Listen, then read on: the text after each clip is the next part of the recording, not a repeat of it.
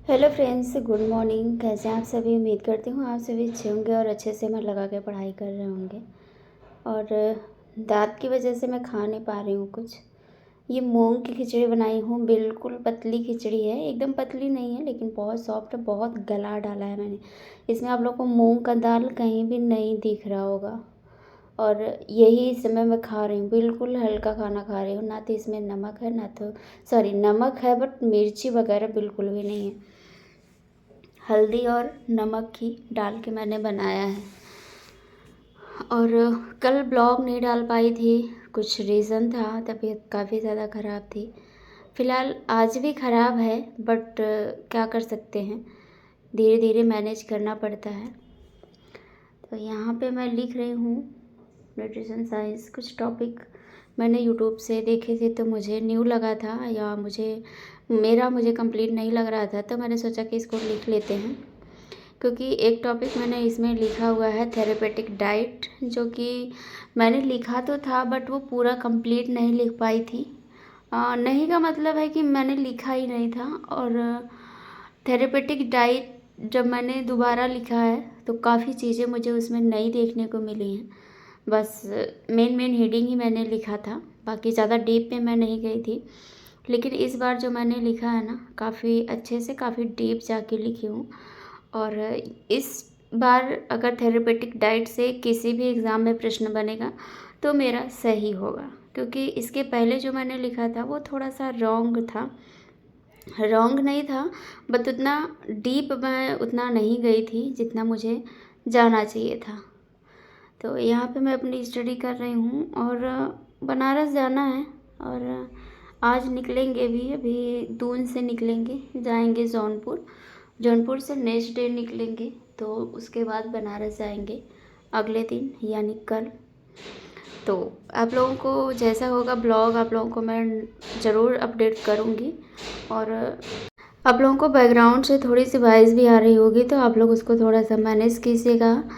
और काफ़ी चीज़ों को आज मैंने यहाँ पे क्लियर किया हुआ है। बहुत लोगों के बहुत से कमेंट्स आए हुए थे एनसीईआरटी को लेकर, बुक को लेकर, तो सबका वीडियोस मैंने बना रखा है। आप प्लेलिस्ट में जाके चेक कीजिए, सब कुछ डिटेल आपको मिल जाएगा।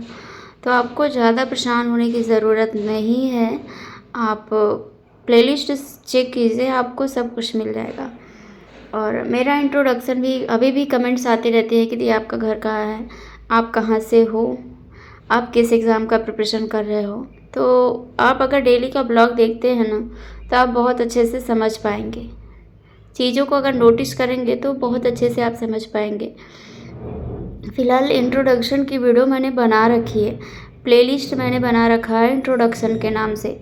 तो आप उसको देख लीजिए जाके। मैं कितने कमेंट्स का रिप्लाई दे दूँ, क्योंकि बहुत सारे कमेंट आ रहे हैं इंट्रोडक्शन से रिलेटेड भी। तो आप लोग उसको देखिए और उसके बाद फिर आप कमेंट करिएगा, फिर मैं रिप्लाई देने का कोशिश करूँगी। तो अभी तो तबीयत ठीक नहीं है, बिल्कुल भी नहीं ठीक है, बट कहते हैं ना कि अगर परिश्रम करना है तो कुछ ना कुछ तो करना ही पड़ेगा। और सफल होना है तो बहुत सारी चीज़ों का हमें सामना भी करना पड़ता है, और करते भी हैं, हम सभी लोग करते हैं।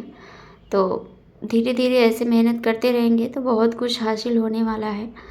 क्योंकि एक एक चीज़ के लिए ना हम लोगों को बहुत डीप में जाने के लिए बहुत कुछ हमें झेलना पड़ता है, हर चीज़ देखना पड़ता है, हर चीज़ सोचना पड़ता है। तो आप भी अगर एस्पायरेंट हैं तो बहुत अच्छे से समझ रहे होंगे। और उम्मीद करूँगी कि आप लोग इस ब्लॉग को पूरा फुल वॉच कीजिएगा। बहुत सारी चीज़ों का समाधान आज इस वीडियो में मैंने आप लोगों के बहुत सारे क्वेश्चंस का रिप्लाई दिया है। तो धीरे धीरे आप लोग पूरा ब्लॉग को देखिएगा, फिर आप कमेंट करके मेरे से पूछिएगा तो फिर मैं आपको रिप्लाई दे सकती हूँ। क्योंकि जब तक आप पूरा वीडियो फुल नहीं देखेंगे तब तक आप देखिए कहीं भी देख के आप कमेंट कर सकते हैं। और बिहार में बहुत सारे लोगों को निकाला जा रहा है, चाहे वो TRE 2 में सेलेक्टेड हो, TRE 1 में सेलेक्टेड हो, या फिर TRE 3 में सेलेक्ट होने जा रहे हों। फ़िलहाल लगभग जितने भी लोगों का 6 to 8 में अगर हम देखें निकाला गया है तो लोगों को सीटेट की वजह से ही निकाला गया है। कोई कोई का जो डॉक्यूमेंट है, जैसे बीएड हो गया और एमए हो गया, दोनों का एक ही ईयर में कंप्लीट हो गया है। तो इसके लिए भी उनसे सबसे साक्ष्य मांगा जाता है। जब साक्ष्य नहीं प्रस्तुत किया जाता है तो भाई जाहिर सी बात है कि उन लोगों को निकाला जा सकता है, पूरी नौकरी रद्द कर दी जा सकती है उनकी। और सीटेट में अगर देखिए, जो भी लोग ये कमेंट कर रहे हैं कि 82 ले लेगा अदर स्टेट का, तो बिल्कुल नहीं लेगा। 90 प्लस मांगा है तो 90 प्लस ही लेगा भी। हेलो फ्रेंड्स, कैसे हैं आप लोग? ज़रूर कमेंट करके बताइएगा। हम यहाँ पे बना रहे हैं चाय, और क्योंकि तबीयत बहुत ज़्यादा ख़राब है तो समझ में नहीं आ रहा क्या करूँ। सुबह का थोड़ा सा चावल बनाए के, थोड़ा सा आलू की भुजिया बनाई, केवल आलू की भुजिया, वो भी रखा पड़ा है। खा रही हूँ तो टेस्ट नहीं आ रहा, मन नहीं कर रहा, भूख लगी है। शाम को मार्केट गई थी तो गोलगप्पे खा के आई हूँ। इस टाइम हाई मोला खा रही हूँ। और ये देखिए, भी इतनी लैया बची हुई है, 1 महीना हो गया इसको आए, अभी पूरा चूड़ा बचा हुआ है। वहाँ पे बोरी में आपको दिख रहा होगा ना, बोरी में बाल्टी के ऊपर, उसमें पूरा भी चूड़ा बचा हुआ है और चावल भरा हुआ। ऊपर भी 2 बोरी रखी हुई, एक पुराना चावल, एक नया, इसके अलग अलग है। और कल मुझे जाना है बनारस के लिए, निकलना है। जाऊँगी तो फिलहाल कल ही बनारस नहीं पहुँच जाऊँगी, बनारस परसों पहुँच पाऊँगी, मंगलवार को। और मंडे को यहाँ से दोपहर के बाद निकलूँगी, क्योंकि जौनपुर जाके मुझे रुकना है। मेरी ननद वहीं पे रहती है, स्टेशन के पास, शायद कोई भंडारी स्टेशन है, मुझे नहीं पता। मैं जंक्शन ही जानती हूँ, वहीं जाऊँगी। बस से सोच रही हूँ, बस से निकलूँ तो बस स्टॉप पर जाऊँगी। और जैसा भी होगा आप लोगों को ज़रूर बताऊँगी, दिखाऊँगी भी कि कैसे क्या हो रहा है, कैसे क्या नहीं भी हो रहा है। कपड़े वगैरह देखिए धुल के रखती हूँ, अभी इसको फोल्ड करना है, थोड़ा सा इस्त्री करना है। तो मैं बैठ के पढ़ रही थी, इतना ज़्यादा सर में पेन हो रहा है ना, समझ में नहीं आ रहा है क्या करें।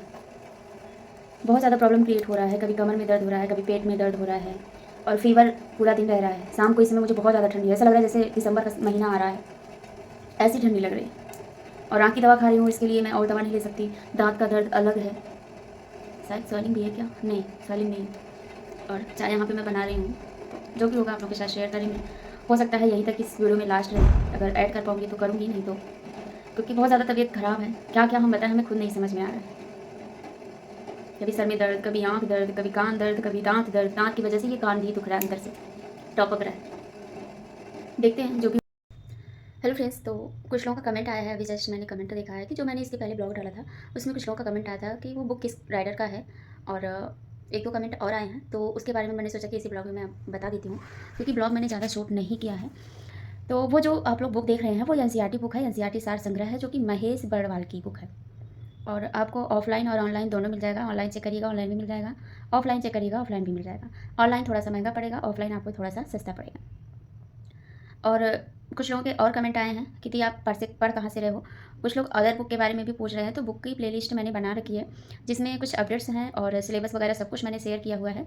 तो उस प्लेलिस्ट को आप जाके चेक कीजिएगा, और उसका लिंक हो सकता है कि मैं कम्युनिटी में शेयर कर दूँ, तो आप कम्युनिटी में भी चेक कर सकते हो। प्लेलिस्ट में जाइएगा, 3 ही प्लेलिस्ट बनी हुई है, एक डेली ब्लॉग की, और एक मेरा प्लेलिस्ट मेरे इंट्रोडक्शन की है, और तीसरी प्लेलिस्ट जो है वो बुक की प्लेलिस्ट बनी हुई है। तो आप उसमें जाके चेक करिए। सब सारी बुक XYZ जितनी भी बुकें आपके बीपीएससी में लगने वाली हैं, सारी बुकों को मैंने वहाँ पे, जितनी भी मेरे पास थी सभी बुकों को वहाँ पे मैंने आप लोगों के साथ शेयर किया हुआ है। तो आप उसको जाके चेक कर लीजिएगा। अगर वहाँ से भी नहीं समझ में आता है तो फिर आप कमेंट करिएगा, मैं किसी दिन लाइव आऊँगी तो सारा बुक दिखा दूँगी और आप चेक कर लीजिएगा, ठीक है। तो कुछ लोगों के और भी कमेंट्स हैं, जो कि ये कमेंट्स है कि एलटी के लिए कुछ लोग कमेंट कर रहे हैं, एलटी का सिलेबस। तो एलटी का जो जीएस का सिलेबस है वो तो मैंने व्हाट्सएप ग्रुप में शेयर किया हुआ है। फिलहाल ज़्यादा मैं एक्टिव नहीं रह रही हूँ, तो कम्युनिटी में भी मैं शेयर करने की कोशिश करूँगी। फिलहाल 1-2 दिन मैं बिजी होने वाली हूँ, तो आज ब्लॉग नहीं डाल पाई थी तबीयत ख़राब की वजह से। मंगलवार, बुधवार, गुरुवार हो सकता है कि 2-3 दिन में थोड़ा सा शेड्यूल बिजी है, क्योंकि बनारस जाना है तो कुछ काम है। आप सभी को पता है कि काम क्या है, काम हो जाता है। जो भी रिस्पॉन्स रहेगा वो मैं आप लोगों के साथ शेयर करूँगी। और एलटी का सिलेबस वो भी मैं आप लोगों के साथ शेयर करूँगी, क्योंकि 2-3 दिन के बाद ही कुछ कर पाऊँगी। जैसा भी होगा आप लोगों के साथ मैं अपडेट देती रहूँगी कि क्या है क्या नहीं है सब कुछ।